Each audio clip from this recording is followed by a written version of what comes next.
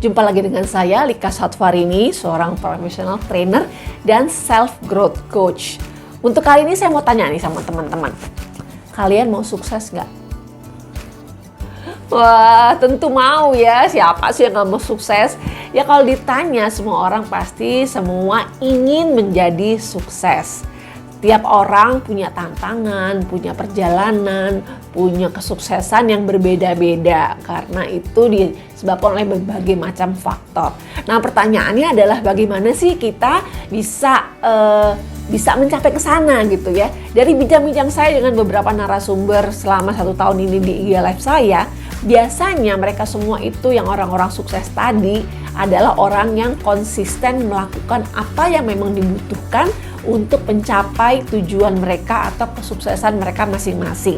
Nah, pertanyaannya sekarang adalah kita tahu nggak sih bagaimana menjaga konsisten itu? Karena tantangan yang ada di sekitar kita, di kepala kita itu bisa membuat kita atau dragging kita down sehingga konsistensi kita bisa dipertanyakan.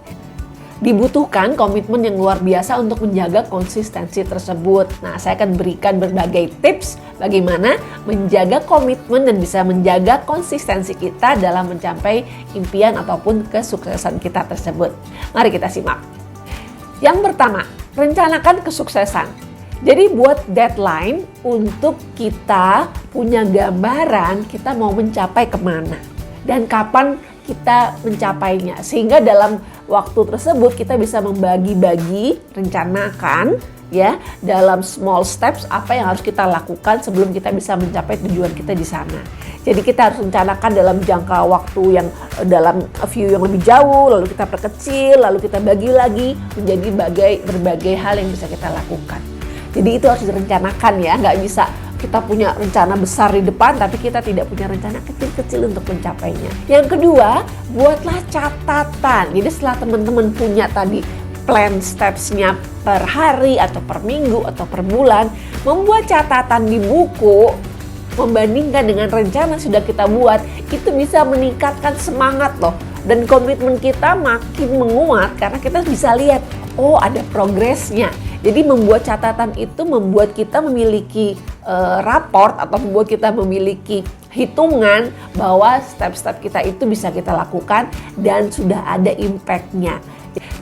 Untuk yang ketiga, kita bahas mengenai fokuskan mantra. Untuk apa? Untuk menciptakan energi positif yang bisa kita pakai sebagai guidance kita ataupun pengarah kita untuk melakukan langkah-langkah yang sudah kita susun tadi. Jadi mantra ini seperti kayak kata kenangan gitu ya. Waktu kita kecil dulu kan kita suka membuat kata kenangan. Ya carilah satu kalimat atau satu quote dari seseorang ataupun kata-kata yang Anda lihat Anda suka dan buat itu jadi mantra kita. Kalau perlu kita print, kita pakai figura pasang di kamar mandi, kita buat di handphone kita sebagai wallpaper handphone kita gitu ya, sehingga kita bisa sering melihat gitu. Dengan kita sering melihat mantra itu, kita akan teringat lagi. Yang keempat, dengan memahami perjuangan. Wah, jadi orang memang bilang ya bahwa untuk rencana atau impian yang besar kita membutuhkan effort ataupun usaha yang besar. Jadi tidak bisa semuanya datang begitu saja secara instan. Dan Anda juga harus paham bahwa dalam perjalanan itu menuju kesuksesan, menuju keinginan Anda tercapai tadi, akan banyak sekali pengorbanan yang harus Anda lakukan. Karena yaitu adalah bagian dari prosesnya.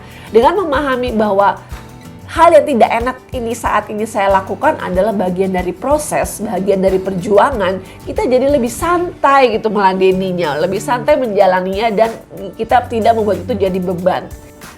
Yang kelima adalah beri hadiah untuk diri sendiri atau self reward. Jadi setelah Anda tadi punya plan yang besar tadi dan bagi-bagi itu jadi rencana yang lebih kecil, berilah hadiah untuk diri sendiri pada saat Anda mencapai small wins di antara perjalanan Anda menuju impian besar Anda. Bisa misalnya small wins dalam bentuk beli lipstik baru ya, atau beli baju baru atau apa gitu, atau makanan yang enak. Jadi berilah penghargaan untuk diri Anda sendiri sehingga Anda juga bersemangat untuk mencapai rencana-rencana kecil itu tadi.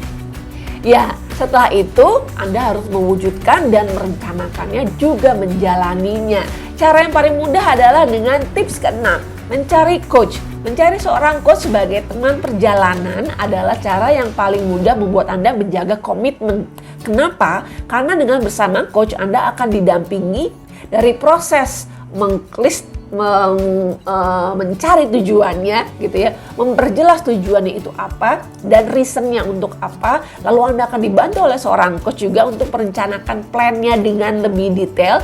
Dan dalam proses coaching yang berlangsung 3-4 sesi tersebut, teman-teman akan dipandu dan diingatkan kembali di tiap sesi, ya, akan diberikan dipancing lagi, dilihat lagi di sesi kemarin bagaimana, apakah langkah-langkah yang direncanakan sudah dilakukan atau belum, ya, dan bagaimana pelaksanaannya, adakah hambatan, kalau ada hambatan gimana Anda bisa mencari solusinya, dan itu dilakukan oleh seorang coach sebagai teman perjalanan Anda, sehingga dengan demikian Anda kembali diingatkan lagi, jadi komitmen Anda bisa berlangsung atau bisa berjalan lebih baik karena ada.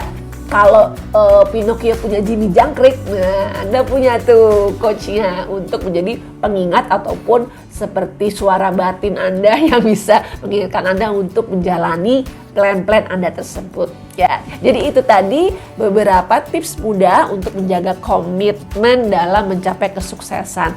Semoga bermanfaat dan jangan lupa untuk follow, like, dan subscribe YouTube saya di @coachlika dan juga follow di IG saya @coachlika untuk melihat program-program saya ataupun pelatihan-pelatihan saya yang berikutnya. Sampai ketemu, salam sukses, salam sehat bersama saya Coach Lika. Bye!